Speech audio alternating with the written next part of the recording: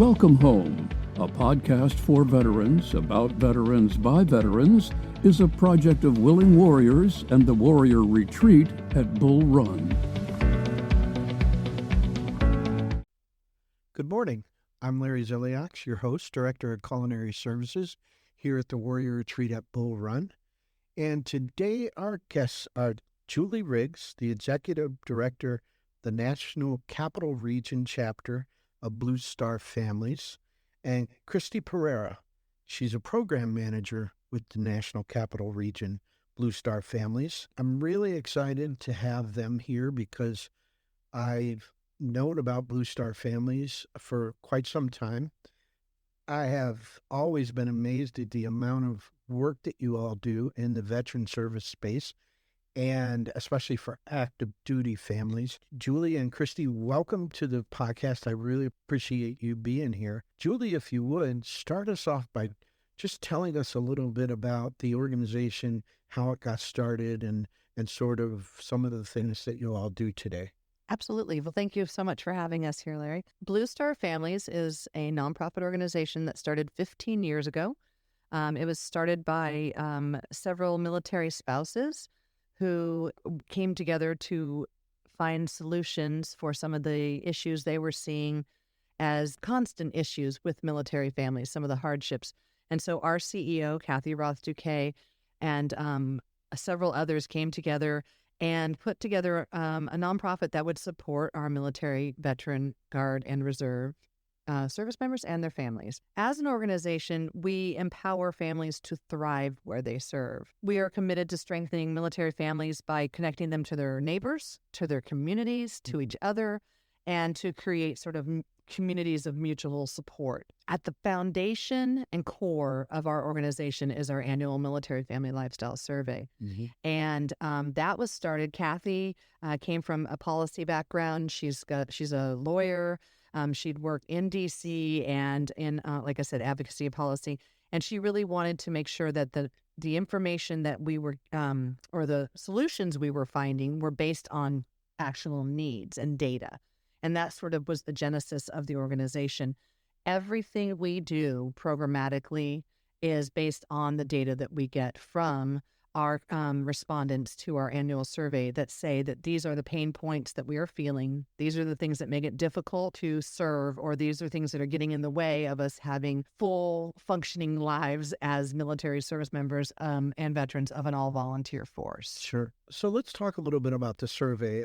I've known about this for some time because within the veteran service organization space, it's extremely valuable when you're trying to develop policy to understand what the needs are. Mm-hmm. Very often we think we know what the needs are, and it turns out that we're all wrong. And hearing from the end user, the stakeholder, is so important. How many soldiers, veterans, family members do you survey typically in a year? In a year, it typically is around, once we clean the data, we usually end up with between 9,000 and 10,000 respondents nationally, spanning, like you said, military, active duty, Guard, Reserve, and veterans and their families.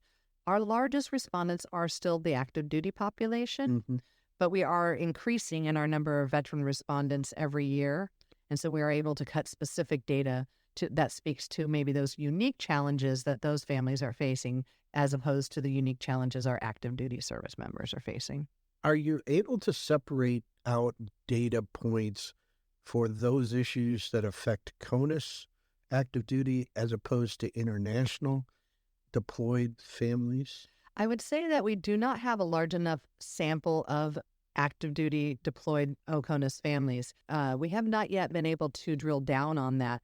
We are expanding every year, every month as an organization. And I do see that in the near future, we will be able to do a little bit more with that. But at the moment, we've not had enough data to cut that and get those results. They typically are for family stationed in the United States. And what do you see as, say, the top one or two issues that come up in the survey that the families are saying, this is what rises to the top. This is what our biggest issues are? Absolutely. Probably the one we have heard every year since the beginning is military spouse employment. Mm-hmm. That's coupled with childcare issues. And this last year, so we just announced our survey results from our 2023 year. They came out in March of 2024. Financial stressors is also a huge one that is often in the top 5. A year ago, in 2021 as well, we saw a large number of people having reported or ranked PCS moves or relocation as a high one, and that actually got replaced this year. We think that perhaps that had to do with the follow-on to the pandemic, and when so many people's orders were changed or altered due to that. So that has dropped off, and now we are seeing, military spouse employment, financial issues, time away from family is huge. That's usually one of the top ranking ones. Childcare. Christy, you're a program manager. What programs do you work on in the Blue Star Families? We have multiple programs. We have partnership with Disney First Book here in DC area, where they have donated books to us that we can then put into the hands of kids through our different events. We have caregivers groups to bring those caregivers together and peer-to-peer support. Sometimes it's just a day out for them, right? Like just a couple hours of respite and getting out and seeing the environment around us. Sure. We also have Coffee Connects. We have 6 of them around Maryland, DC, and Virginia to bring spouses out and learn about resources. We have our outdoors program. Currently, we have a cohort of 25 families that we take. This year, we're doing 2 hiking, 2 fishing, and a stargazing event for them throughout the summer. Our biggest campaign is Blue Star Welcome Week, which is the last week of September. And that one, we really focus on all of the families that have just PCS'd into the area and making sure that they are aware that we're here to help them thrive and learn more about community resources. Are these cohorts and groups based mainly around the installations in the area? We try to bring all of the installations together. So we don't focus just on Fort Belvoir or Andrews or Fort Meade. We want to make sure that we're bringing all of the people together so that they are meeting people that they wouldn't normally meet in their own neighborhood. Those interactions allow for resources to be shared that you wouldn't normally find just talking to your next door neighbor. Right. I know that there's a number of military spouse organizations here locally. Do you find much support with them? Yeah, absolutely. That is one of the great things about being a MBSO is that the partnerships with the different organizations around us and being able to interact with them and piggyback on each other's resources and events, and again, allow our families to see the bigger picture of what's available to them. Julie, this sounds like an enormous undertaking. It sounds like it requires either a ginormous staff, which I'm guessing you don't have, or a lot of volunteers.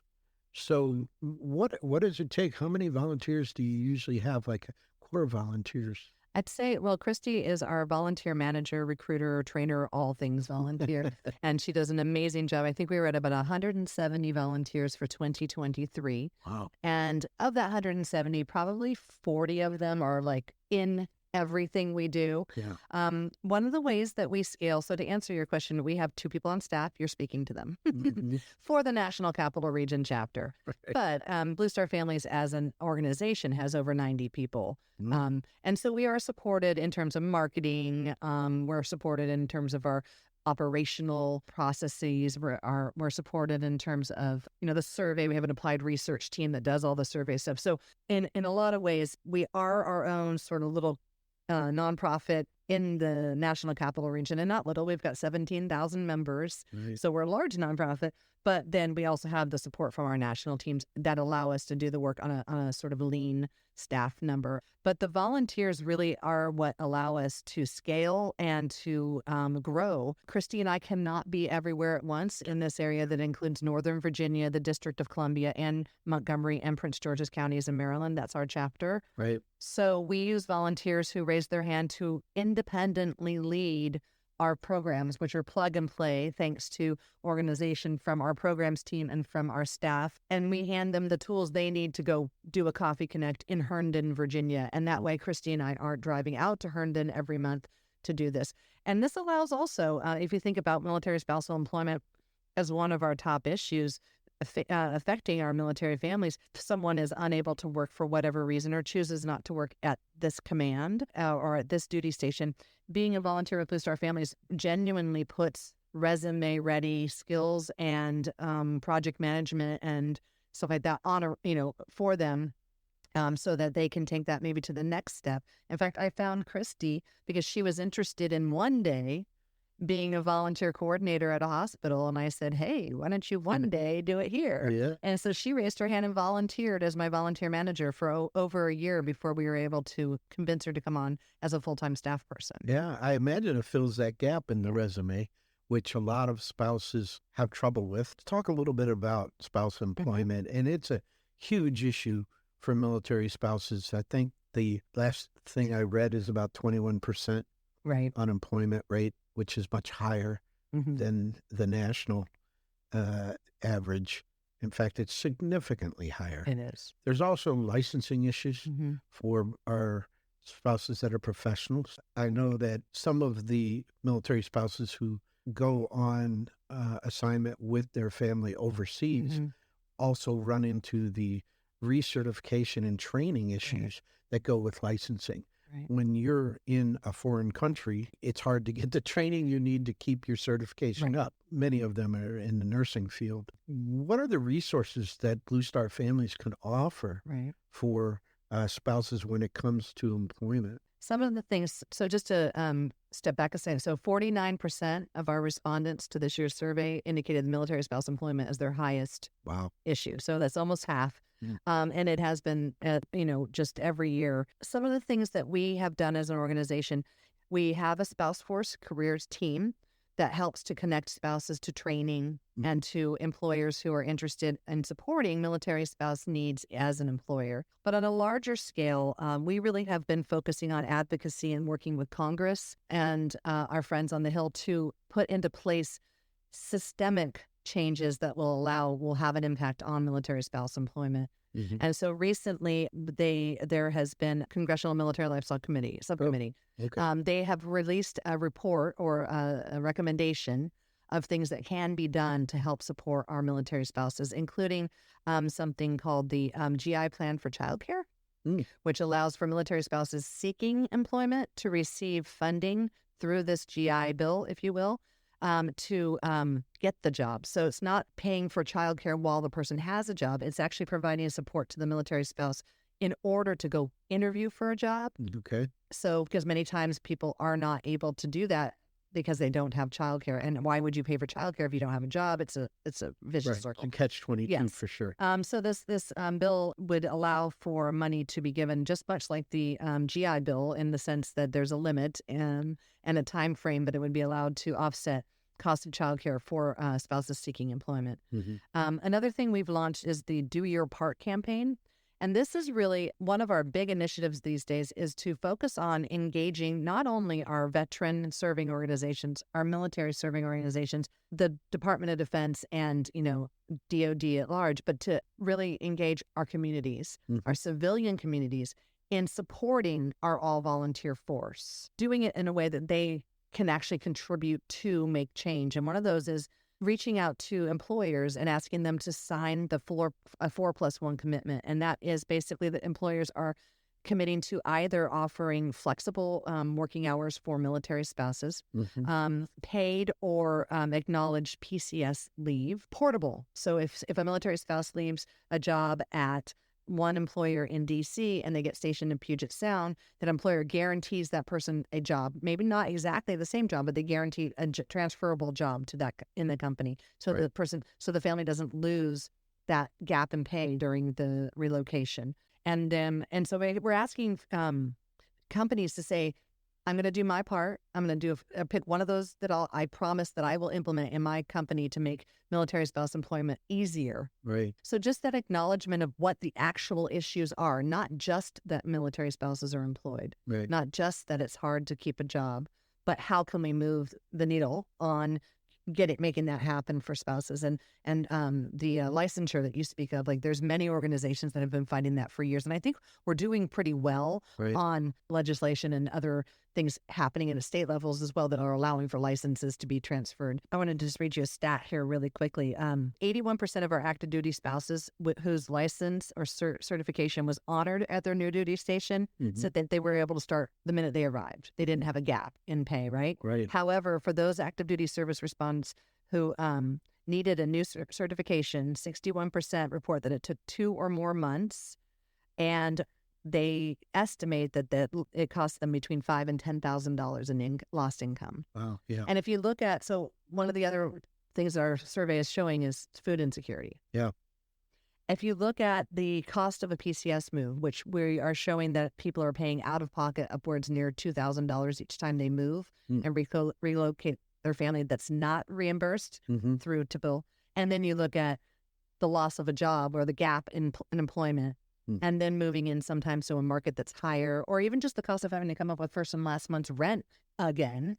You know, everybody knows when you move, you've always got to do that run to, Target or Home Depot or whoever and fill the house again. All of those things are leading to sort of a trickle-down effect of food insecurity being a factor in not only in junior enlisted families, but in our officer families as well, and in people who've been in the military for quite a while. So it's a compound issues that all are linked together. Sure, especially childcare. Yeah. I mean, if you don't have adequate childcare, it's nearly impossible to work. Exactly. Somebody has to watch the kids. Exactly. And right now, that's a national issue. I mean, that's not just a military issue.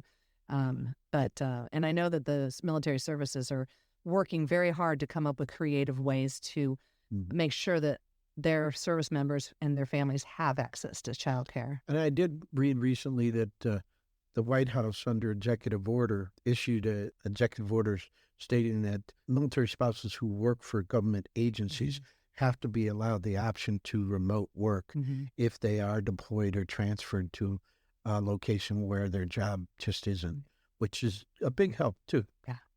That's the right direction. Correct. Although the real right direction is to have Congress codify those into law. Let's talk about the webpage. What's the address for the webpage? It's www.bluestarfam.org. And I've been to the webpage, and there's a tremendous amount of resources on it. There are.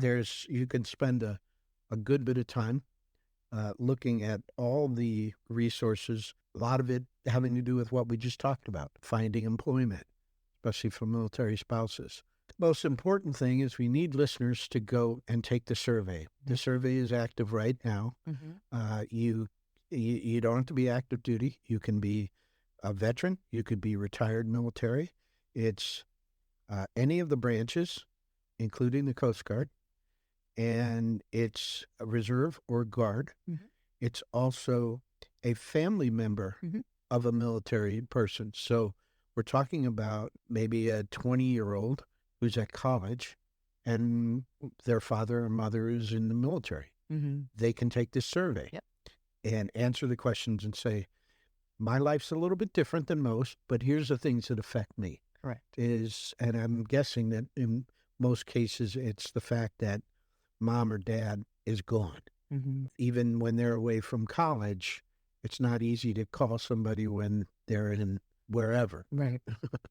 Africa someplace. So I would encourage everybody to go to the webpage, take the survey. It's right. The first thing you see when you land on that page is the survey. You click on the button, you start working your way down. How long does it take usually? So it's what the survey is constructed in a way that the person who maybe doesn't have, like you said, the college student whose family is part of the military, Right. he'll click or she'll click something and that'll take them to a different set of So questions. they're not going to get as many questions. Exactly. So they might have a shorter survey. Yeah. I'd say at length, about 25 minutes. It is a long survey. Yeah. But the reason why it is so long is because we don't just ask, are you having problems finding a job? We're asking, why are you having problems finding a job? And does this impact you? And how does this not having a job as a military spouse impact X, Y, and Z also? And so it's a very holistic approach to understanding, like, again, these complex issues. So it's very worth taking, and it really does allow us to do the work that we do and really make some change for our military families and veteran families instead of just handing out help or finding solutions. Sure. And the survey part of it is through Syracuse University. Mm-hmm. So we partner with the Institute for Veterans and Military Families out of Syracuse. They have a very strong program at They that do. school. Yes. That's God bless them. They're doing great work there. They are. All right, let's talk about the other very important aspect of the webpage, and that's the button that you push to donate. Where is that on the webpage? That is up at the top, and there's one that you push to donate up from right up on the top on the right-hand side. Yep. You can distinguish or determine if you want it to go to a specific chapter. So let's say you happen to be in the National Capital Region. Right. You could say that you would like the your donation to go to support programming here specifically, or you can donate to Blue Star Family in general. Mm-hmm. Yeah. Well, I encourage everybody to go and click on that button and donate whatever you can.